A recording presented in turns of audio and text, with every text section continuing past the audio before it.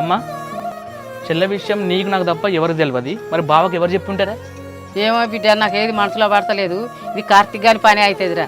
ఈ పని మాత్రం వాడు చేసి నాకు తెలియాలమ్మా, వాడిని మాత్రం అసలు వదిలిపెట్టినా. ఇక చెప్తాను, ముందే చెప్తాను. తెలుసుకోరా బిడ్డ, తెలుసుకో. ఎవరో వాడే అని తెలిసినట్టు నువ్వు కాదు, నేనే ఊకోను. కాదమ్మా, ఎవరో తెలియంది కార్తీక్ ఊకే ఎందుకు అంటారు? మీరు తెలుసుకొని మాట్లాడండి కదా. చెల్లె ఈ విషయం గురించి వాన్ ఫ్యామిలీకి మన ఫ్యామిలీ తెలుసు. చెప్తా, నువ్వన్నా చెప్పాలి, అయితే వాడని చెప్పాలి. బయట ఎట్లా చెప్తాడే? అన్న కార్తీక్ కి బావ ఉన్న విషయమే తెలియనప్పుడు కార్తీక్ ఎట్లా చెప్తాడన్నా? ఏం తెలివే చెల్లెని ఇది. మొన్న అన్వేషణ వాళ్ళు వచ్చినప్పుడు బాగుని చెప్పినాం పెళ్లి చేద్దామని.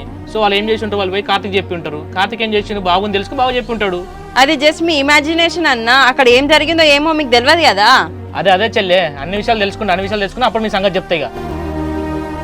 మరి ఎట్లా రకమక ఈ సంబంధాలను తీసుకొస్తా అంటే వాడు గిట్టునే చెడగొడతాడు, మరి ఎట్లా?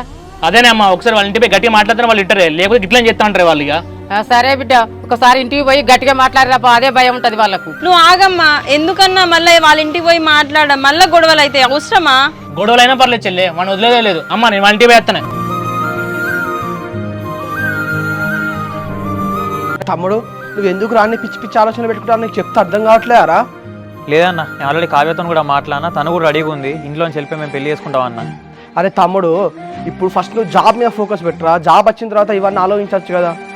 ఏమో అన్న, కానీ కావ్య నాతో ఉంటే మాత్రం లైఫ్లో ఎన్ని కష్టాలు వచ్చినా కూడా ఎదుర్కొంటాన్న ధైర్యం అయితే ఉంది నాకు. అరే ఇప్పుడు ఒక హైదరాబాద్కి వెళ్ళి అట్లా ఏదో జాబ్ తెచ్చుకుంటే మళ్ళీ ఒకసారి వాళ్ళు మాట్లాడితే వాళ్ళ మనసు మారచ్చు కదరా. లేదన్న, కావ్య వాళ్ళన్న మూర్ఖుడు. ఆయన ఎంత చెప్పినా కూడా వినడు.